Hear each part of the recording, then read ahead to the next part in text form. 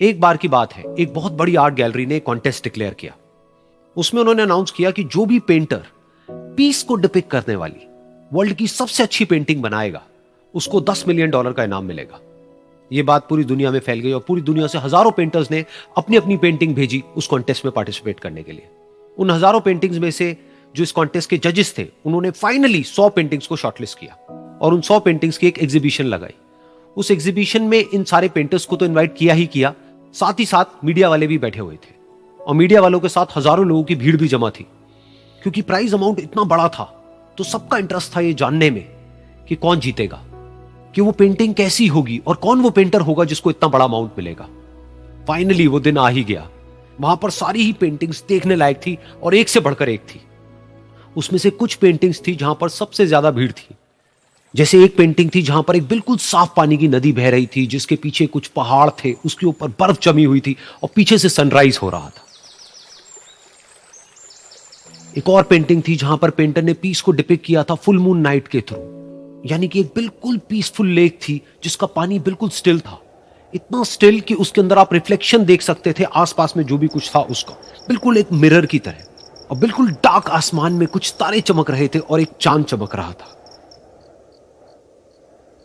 उसके अलावा एक पेंटिंग थी जिसमें बिल्कुल सफेद बादल थे, नीला आसमान था और बिल्कुल हरी हरी घास थी।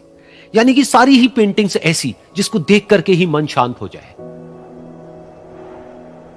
तो कॉन्टेस्ट बहुत ही टफ था क्योंकि सारी पेंटिंग्स एक से बढ़कर एक थी। तो जजेस के लिए शॉर्टलिस्ट करना कि कौन सी पेंटिंग बेस्ट है, that was very very difficult. लेकिन वो मोमेंट आ ही गया जब जजेस ने अपना माइंड मेकअप कर लिया और एक पेंटिंग को इन सारी पेंटिंग्स में से सिलेक्ट कर लिया और उस पेंटिंग को एक बड़े से कर्टेन के पीछे रख दिया। सामने वो सारे पेंटर्स बैठे हुए थे, मीडिया वाले थे और हजारों लोगों की भीड़ थी। सबकी क्यूरियोसिटी बढ़ती चली जा रही थी क्योंकि अमाउंट बहुत बड़ा था। लेकिन जैसे ही वो पर्दा हटा और सामने से सबने उस पेंटिंग को देखा तो सब हैरान रह गए। सब एक दूसरे की शक्ल देखने लगे।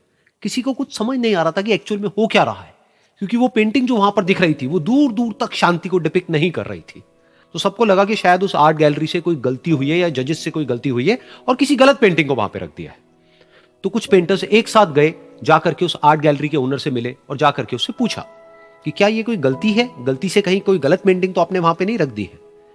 तो आर्ट गैलरी वाला थोड़ा सा मुस्कुराया और बोला, नहीं ये पेंटिंग बिल्कुल ठीक है, जजेस ने इसी पेंटिंग को सिलेक्ट किया है और यही पेंटिंग आज की विनर है। सारे पेंटर्स ये जवाब सुन करके गुस्से से भर गए और सबने मिल करके रिवोल्ट कर दिया। और ये देख करके सारे मीडिया वाले अपनी अपनी जगह से खड़े हुए और भागते हुए गए उस आर्ट गैलरी के ओनर के पास में और अपने अपने माइक्स उनके मुंह के आगे कर दिए।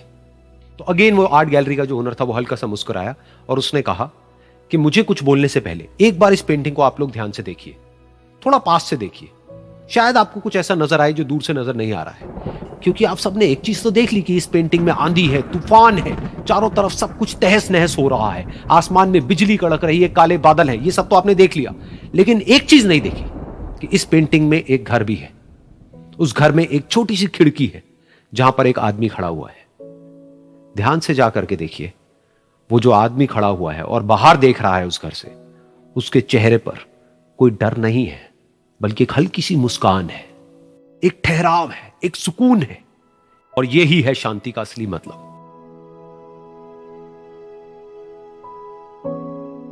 यानी कि शांति का मतलब यह नहीं है कि हमारे बाहर सब कुछ शांत है और फिर हम शांत हैं, क्योंकि वो टेम्पररी है।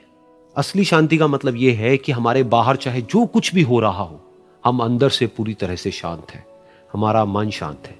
क्योंकि जिसका मन शांत नहीं है उसको चाहे आप कितनी भी सुंदर से सुंदर जगह पर ले जाकर के बिठा दो, वो वहां पर भी जाकर के दुखी ही रहेगा। लेकिन दूसरी तरफ से जिसका मन शांत है, उसके बाहर चाहे कुछ भी हो रहा हो, चाहे मौसम कैसा भी हो, चाहे उसके आसपास में सब कुछ तहस नहस हो रहा हो, तूफान हो, लेकिन वो अंदर से बिल्कुल शांत रहेगा। और यही है शांति का असली मतलब।